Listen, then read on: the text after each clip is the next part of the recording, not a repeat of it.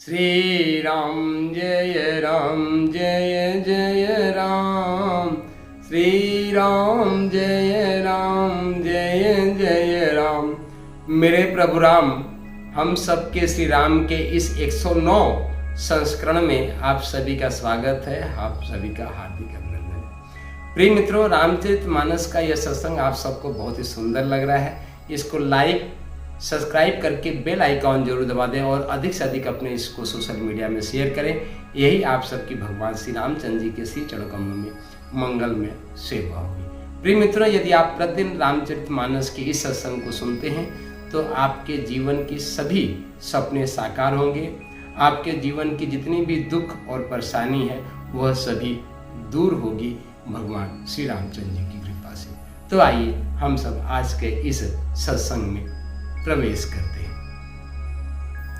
प्रभु समरथ सर्वज्ञ शिव सकल गला गुण धाम, अजोग ज्ञान वैराग्य निधि प्रणत कल्प तरु नाम सियापति राम। मेरे प्रभु राम, जो मोह पर प्रसन्न सुख राशि, अजानय सत्य मोहिनी दासी, तो प्रभु हरहु मोर अज्ञाना, कहि रघुनाथ कथा विधि नाना।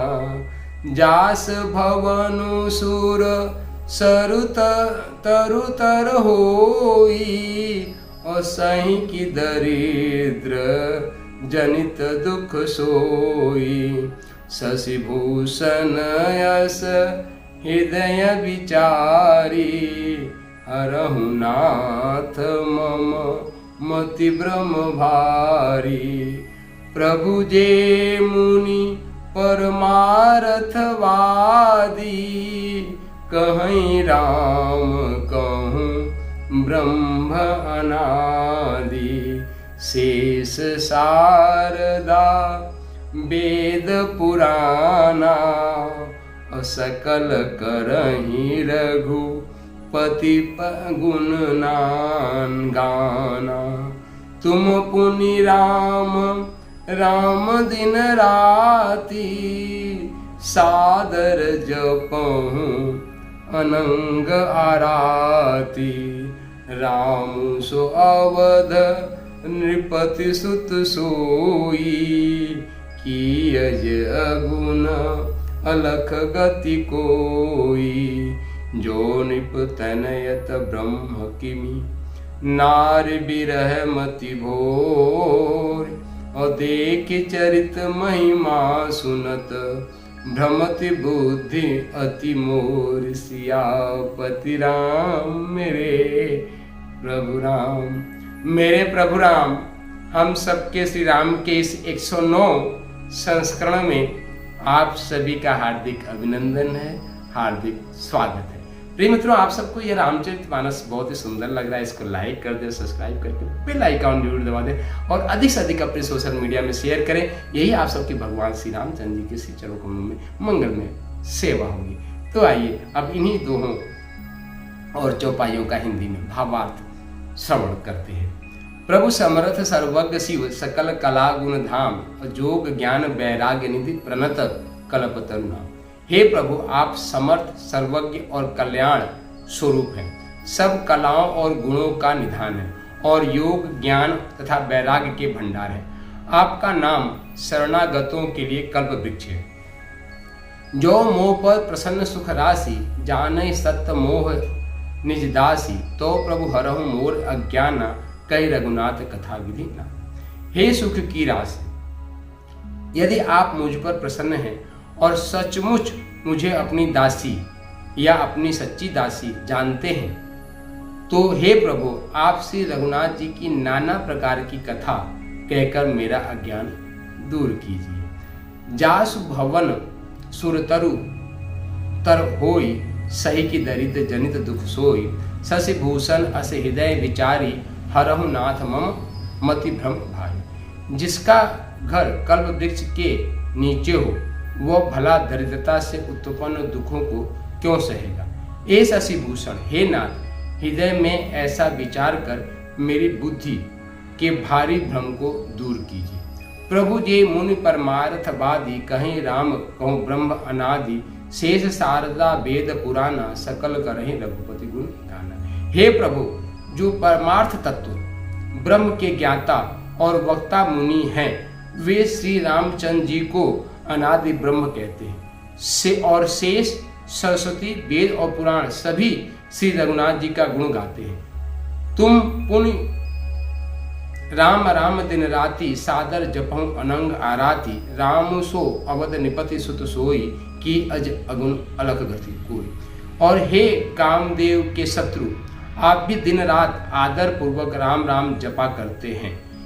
ये राम वही अयोध्या के राजा के पुत्र हैं या अजन्मा निर्गुण और अगोचर कोई और राम है। जो निप तनयत ब्रह्म किमी, नार विरहमति भोर, और देख चरित महिमा सुनत भ्रमत बुद्धि अति मोर। यदि वे राजपुत्र हैं तो ब्रह्म कैसे, और यदि ब्रह्म है तो स्त्रियों के विरह में उनकी मति बावली कैसे हो गई। इधर उनके ऐसे चरित्र देखकर, उधर उनकी महिमा सुनकर मेरी बुद्धि अत्यंत चकरा रही है। बोलो श्याम रामचंद्र भगवान की जय। मेरे प्रभु राम, हम सबके श्री राम के इस 109 संस्करण में आप सभी का हार्दिक स्वागत है, हार्दिक अभिनंदन। प्रिय मित्रों, आप सबको यह रामचरितमानस बहुत ही सुंदर लग रहा है। इसको लाइक सब्सक्राइब करके बेल आइकन जरूर दबा दें और इसको अधिक से अधिक अपने सोशल मीडिया में शेयर करें। यही आप सबकी भगवान श्री रामचंद्र जी के श्री चरणों कमलों में मंगल में सेवा।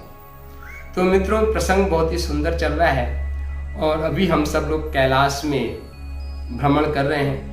कैलाश अर्थात सुंदर सा जहाँ पे वट वृक्ष है और उस वट वृक्ष की सुंदर छाया में हम सब उसका अवगाहन कर रहे हैं, है ना। कैलाश का सुंदर सा प्रसंग चल रहा है। तो इस सुंदर से प्रसंग में हम सब भगवान शिव का ध्यान कर रहे हैं। यहाँ कैलाश में सुंदर जहाँ पे शीतल मंद सुगंध बयार बह रही है, भगवान शिव शांत चित्त आनंद की मुद्रा में बैठे हुए हैं।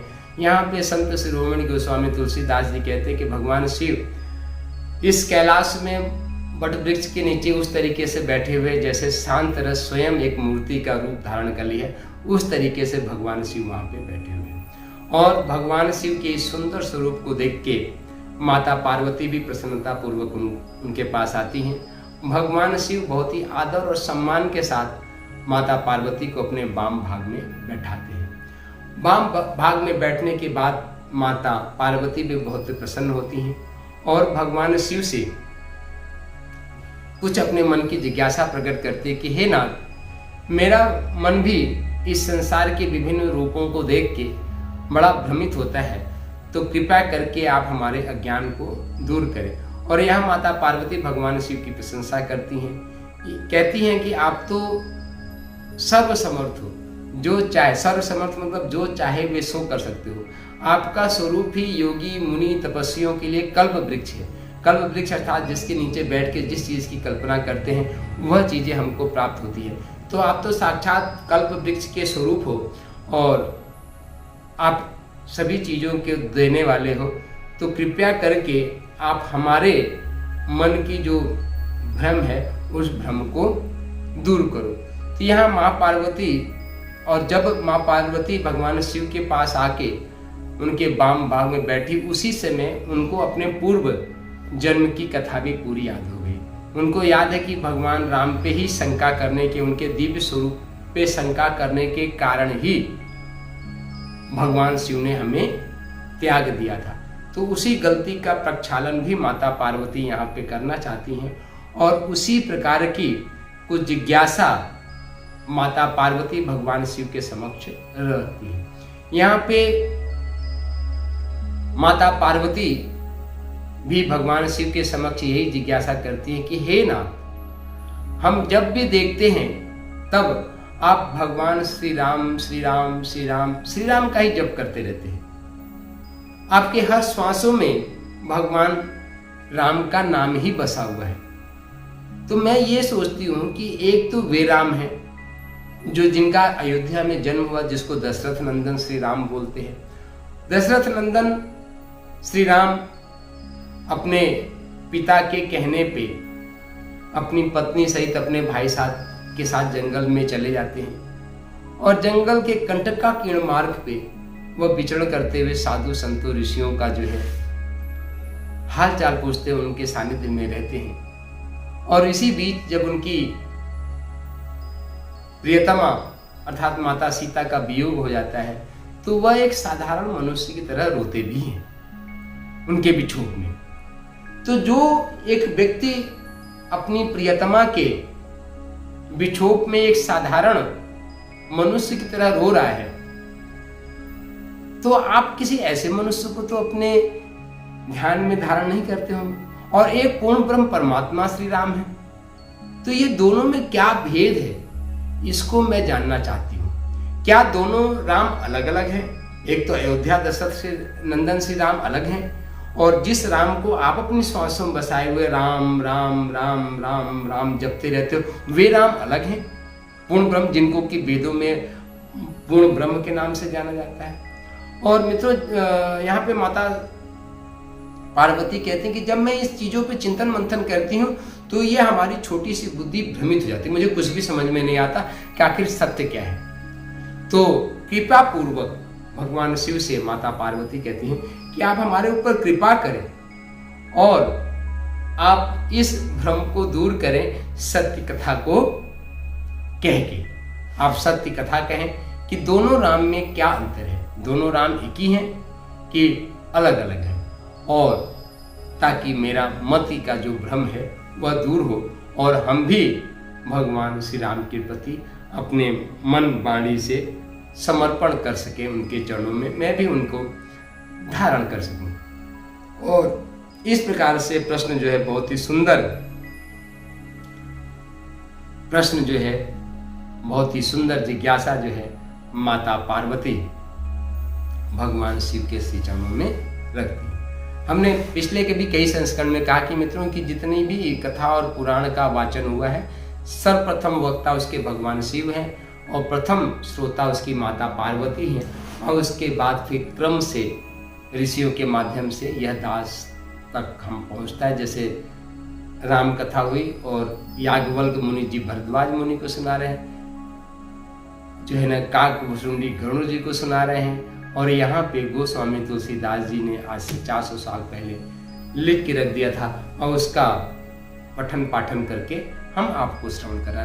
तो ये अनादिकाल से एक परंपरा चली आ रही है और जिसका हम सब उस सनातन संस्कृत का अवगाहन करते हुए अपने जीवन को धन्य सफल और सुफल बना रहे हैं। हमें तो यही हमारे जीवन की सार्थकता है, यही हमारे सबके जीवन की सफलता है ना, और इसी से हमारा जीवन सफल सुफल और सार्थक बनता है। तो मित्रों प्रसंगवश है तो अभी भगवान शिव माता पार्वती की जिज्ञासा का समाधान आगे तो करेंगे, पर वास्तव में ब्रह्म तत्व इस संसार में एक ही है। इस पूरे चरचरा में जिसको हम बोलते हैं कण कण में व्याप्त परमात्मा है, वह एक ही तत्व है, उसको पूर्ण ब्रह्म परमात्मा बोलते हैं, है ना मित्रों। और वही पूर्ण ब्रह्म परमात्मा विभिन्न रूपों में धारण करके आता है, हमारे रूप में भी आता है, आपके रूप में भी धारण करता है, और इस संसार के अनंत रूपों में आता है। तो वास्तव में यदि देखा जाए तो जो पूर्ण ब्रह्म परमात्मा अयोध्या के राजकुमार के रूप में है ना, दशरथ नंदन श्री राम है, वही पूर्ण ब्रह्म परमात्मा श्री राम भी है। दोनों में तत्वतः कोई भेद नहीं है, दोनों एक ही है। जो दशरथ नंदन श्री राम है और जो पूर्ण आप्त काम भगवान श्री राम है, दोनों में तनिक भी भेद नहीं है। और यही धारणा, यही बुद्धि हम सबको बनानी चाहिए। और आप यहाँ कह रहे हैं कि जब ये बात आप जैसा व्यक्ति जानता है, हम भी सुनते हैं, हम भी जानते हैं, तो क्या इसका माता पार्वती को बोध नहीं था?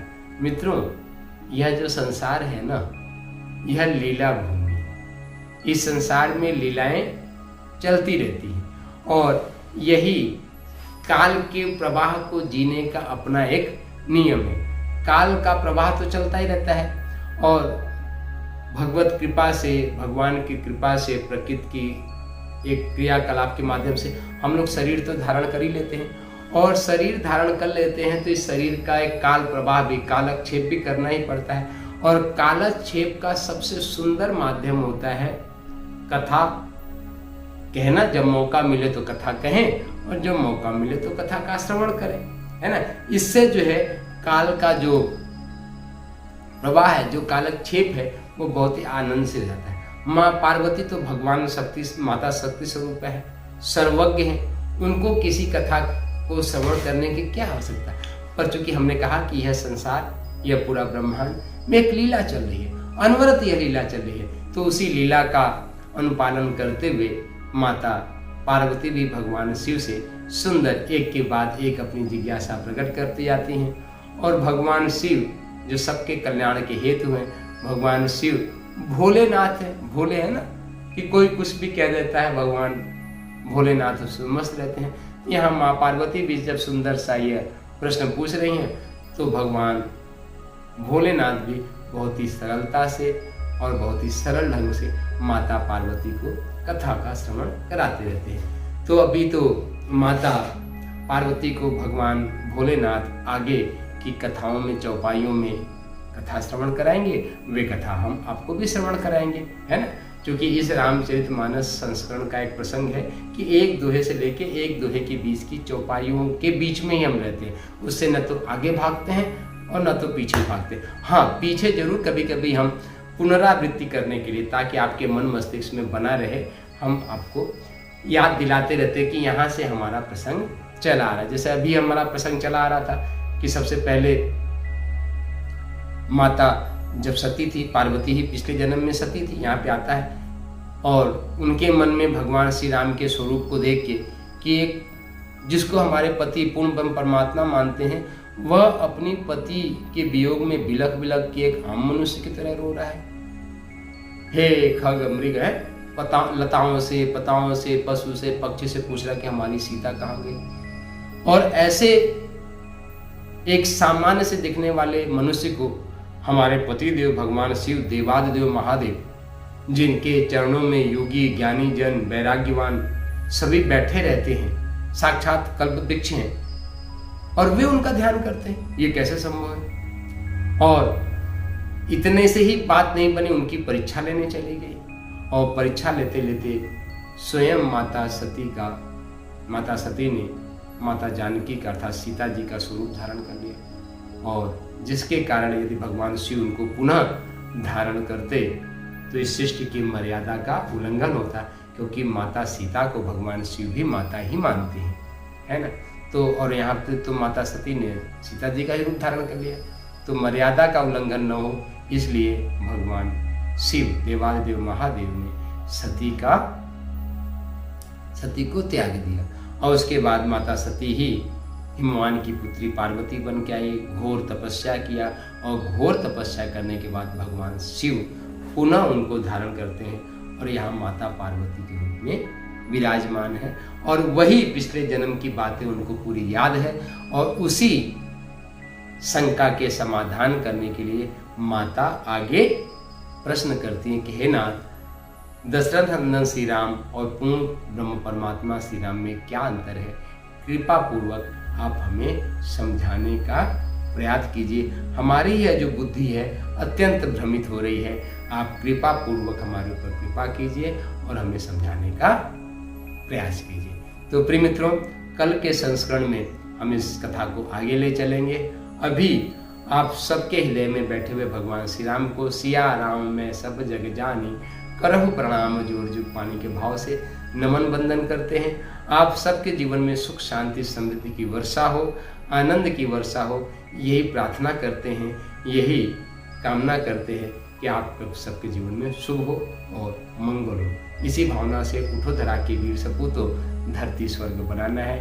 उठो धरा के वीर सपूतो, धरती स्वर्ग बनाना है। इस शरीर रूपी धरती ही स्वर्ग बने, यही हमारा प्रयास है, यही हमारा पुरुषार्थ है। इसी भाव से शक्ति शंभु, जय सिया राम, शक्ति शंभु, जय सिया राम। आइए कुछ पल कुछ क्षण भगवान श्री राम का नाम लेते हैं।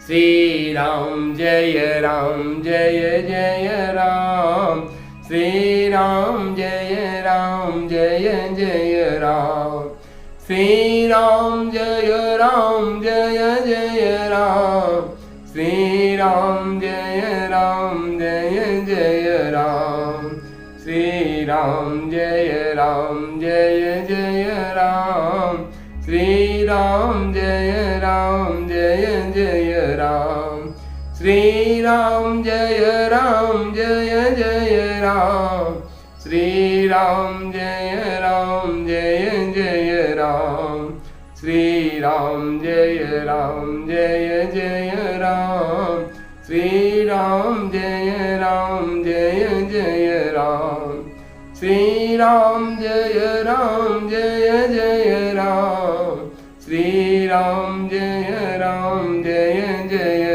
राम, श्री राम जय जय राम, श्री राम जय जय राम, श्री राम जय जय राम, श्री राम जय